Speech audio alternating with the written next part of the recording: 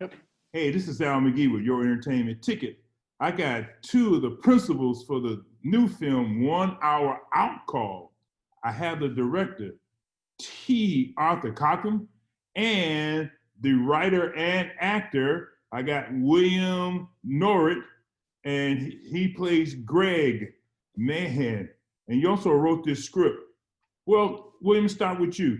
Why did you call this 1 Hour Outcall? Because I never heard of that before. Oh, okay. Well, first, Al, thanks for having us on. Appreciate it. It's called 1 Hour Outcall because in the world of escorts, there's what's known as in-call, which is where the client goes to visit the escort, and then outcall, where the escort goes to visit the client. So what the escort, Esme, in this film is doing is she's going to Greg's apartment every Thursday night. So that's an outcall. And the appointments typically last for an hour. So hence the title, 1 Hour Outcall. Wow. That sounds like fun. Now, so T, is okay I call you T? That's what I go by. Yes, sir. All right. Why did you decide to direct this film? I know you two have worked together before on another film, but why do you decide to direct this film? Well, I was really excited about this film, and thank you again for having us on. The aspects that really excited me about it when Bill told me, and Bill and I have known each other for years, is the idea of doing a nonlinear story. So to me, it's like a puzzle, and I've always loved puzzles. How do I tell a nonlinear story visually with this great script that Bill has written? So that to me was an exciting challenge. And I also love films that are about more than you think that they are. So, you know, there are many things that you can do with a man meeting with a call girl once a week, same time every week. But I liked that Bill had done something original. There were ulterior motives and there were twists in this that made me excited about directing it. Yeah, I really enjoyed that because, you know, it kept going from one shot to another shot. Then they had these different discussions. And I said, where are they going? So I said, I got to continue to watch this. So William, when you wrote this script like that, what did you have in mind? Well, I was interested in two things. First of all, I knew that we were going to be making a small micro-budget film. So I knew that we weren't going to have a lot of money to do a lot of different things. So I was trying to figure out a way to kind of set the story apart from most films in an inexpensive manner. So the nonlinear way kind of, it's just, for lack of a better term, a cheap way to set your story apart from a lot of other typical stories. But then I also wanted to be able to bounce back and forth from episode to episode and tell the arc of basically an entire year while bouncing back and forth, but also kind of continuing that natural arc. I took that as kind of a challenge to my screenwriting abilities to tell a story like that. So those were the two. There was one kind of practical reason and then one story reason why I chose to approach it that way. Now, T, you cast Natalie Ochoa to play the main lead, the prostitute and the girlfriend. What did you see in her to have her to choose this role and to do this role, T? Well, thank you. Bill and I actually both cast Natalia, and we had it's a really tough part. It's a great part for a woman.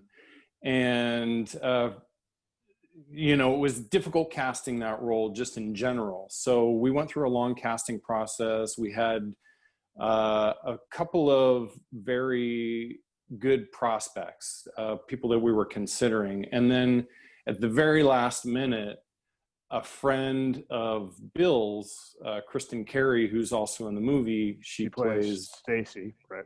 Plays Stacy, right? Bill's ex-wife. I mean, ex-wife, thank you. The ex-wife, yes. And she recommended Natalia. So Natalia came in after everybody else. And even though we had some good possibilities, I didn't really feel that click with anyone in particular. There was never that aha moment of, this is the person to play Esmeralda. Until Natalia walked in, and as soon as she started auditioning, it was very clear to me. It was like a lightning bolt. It was like, yes, this is our Esmeralda. Well, it was funny because, as T said, we had a candidate, we had a couple of people that we liked, but it wasn't feeling that strong. But then Natalia came in and auditioned, and when she walked out, I said to T, I go, I guess we have a problem. And T's like, I don't see that we have a problem at all. So I think that he thought that the problem was solved. So yeah, so we were extremely fortunate that Natalia came in. Yeah. Well, staying with you, Bill, I saw some family dynamics in this. Why did you put that in, as far as family and things like that? Is that from your experience or what you've seen around, things like that? It's not drawn directly from my own experiences, but I mean, I'm not spoiling too much to say that divorce plays a part in the film, and I'm a child of divorce, so you obviously relate to those kind of aspects of it. And I also, I don't want to be too cryptic about it, Al, but I will say that the way you feel as a 22-year-old is not the way you feel as a 45-year-old. So Right. like I was kind of infusing my wisdom, relatively speaking, my relative wisdom as a middle-aged man with my utter lack of wisdom as a 22-year-old. So I mean, I did definitely tap into those kind of experiences, but I wouldn't call it directly pulled from my own experiences. Oh, okay. And T, getting back to your directing, there were many shots in this from different angles. Was that very difficult for you on your set to keep changing scenes or shots and directions with the camera? No, that's the fun part, Al.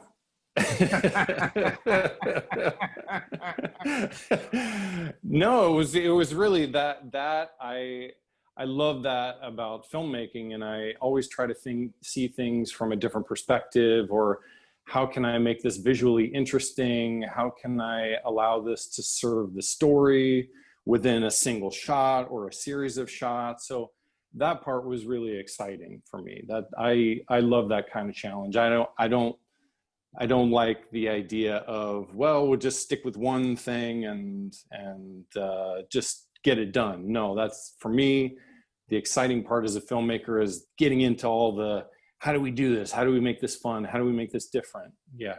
Yeah, that's one thing, again, what I enjoyed about the film, because she had to change many times. So how did you get her to do that? Change from one emotion to another emotion, then to another emotion, then back to maybe the original emotion. How did you get her to do that? Well, for the most part, I mean, number one, for both of them, Bill and Natalia, they were very receptive to feedback and collaboration. They're really professional, and so it makes it easier to work with actors when they're really open to doing different things and trying different things. And so that was one part of it. Now, logistically speaking, we shot most of it in sequence. So it allowed them to kind of ramp up each day and go sort of, even though the film is nonlinear, the way we shot it was somewhat linear. So it allowed that time and space to kind of really, for them to live in these characters for 2.5 weeks, which was the amount of time that we shot the bulk of the film. Really? Yeah. That's a very short time. Yeah. Yes. Well, that was specifically the apartment sequences. Right. Yeah. Mm-hmm. Now, William, when you came up with this idea for this script and you presented it to T, was it difficult talking about it? Or he said he was receptive to it, but was it difficult at first presenting it to him so he can become receptive to that idea? Well, I mean, I think the only person who made it difficult was me. I can cop to the fact that occasionally I can be neurotic. But I pitched the idea to T actually a few years before I actually finished the script. and T was excited about the idea. And then for a variety of reasons, it took the time it took for me to finish the script. So when I was finally done, I showed it to T and we talked about it, and we discussed the story and we discussed logistics and we discussed how it would get made. And there was a certain point where I was just nervous, and I just said to him, I go, well, I mean, are you interested in directing? And T just gave me this kind of stare, and he goes, have I not made that clear already? So it's like I was bringing all the anxiety to myself on it myself. I mean, T was quite receptive from the beginning, so I should have relaxed a little bit. So. Well, the funny thing is that to Bill's credit, it was funny. In our first conversation, he was very upfront about saying, it's a really hard to understand idea. I'm going to try to explain it the best I can, and for me, I'm kind of an abstract thinker anyway. So when he described the idea, I understood it right away. But I think Bill's default was that people didn't understand it. So he kept wanting to make sure that I understood it. And I was like, yeah, I get it. I'm generally the person, I'll take 3 or 4 laps that aren't needed to explain something. And I'll take 3 or 4 laps apologizing when it's not necessary. That's my MO, which meets with mixed results, but I still haven't figured out the best way to pitch the idea. So I need to work on that. I need to just have one smooth way. So. Well, it's a sign of a complex film, I think. Yes, it is. Yes. And T, what do you want the audience to take away from this film? What do you want them to learn, to understand when they watch this film?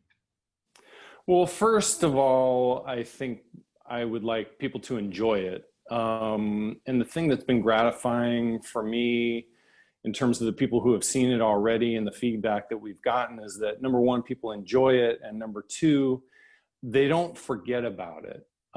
They want to see it again. They get more from multiple viewings.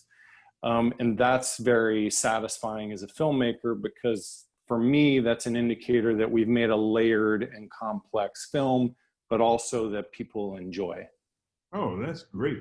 And William, also, do you feel the same about how you want people to understand the film or get from the film also? Well, yeah, I'll echo what T said, that first and foremost, I want people to enjoy it. And it has, as he said, it's been gratifying that seems to have been the case. What's also gratifying to me, Al, is that it's a film that has ambiguity, and rather than kind of be put off by that ambiguity, people have been kind of compelled to talk about it. People who have seen it, they come to me unprompted with questions or with things that they've realized about the film. And yeah, I do think it's going to be a film that when people enjoy it, they'll want to see it more than once. And also, going back to my inability to describe the idea, we took a complicated nonlinear idea and people understand it. There hasn't been like, oh my God, it was confusing, or we were very not concerned, but we wanted to make sure that we were delivering or executing the idea in a clear way, and we have. So I'm very gratified by the fact that I took a complicated idea for a script and executed that, and T took a complicated idea with the script and executed it. That's been very gratifying to me. Oh yeah, I understand that, and I took away a lot from it too. I'm going to do a review, but I'm going to do it when it opens up. But I'm a little bit confused. What platforms you're going to use? Is it going to be in a theater, and when will it open up? T, do you want to do that or take that? Sure. Well, it's available right now on iTunes and Amazon for pre-order. Yeah, and then on September 15th, that's the official release date, it will be available on multiple streaming platforms, VOD platforms. September 15th. All right, I'll let my audience know that too. Great. Wow. Great. Thank you very much for coming on Your Entertainment Ticket, and I really enjoyed the film. Thank you. A 1 hour outcall.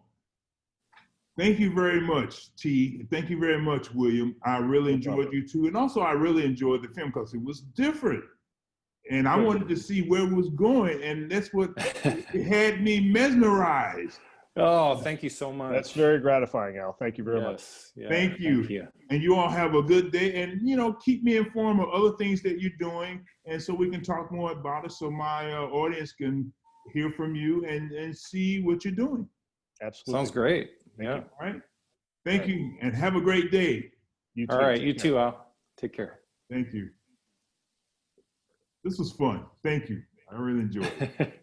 Thank you. Yeah, I had fun too.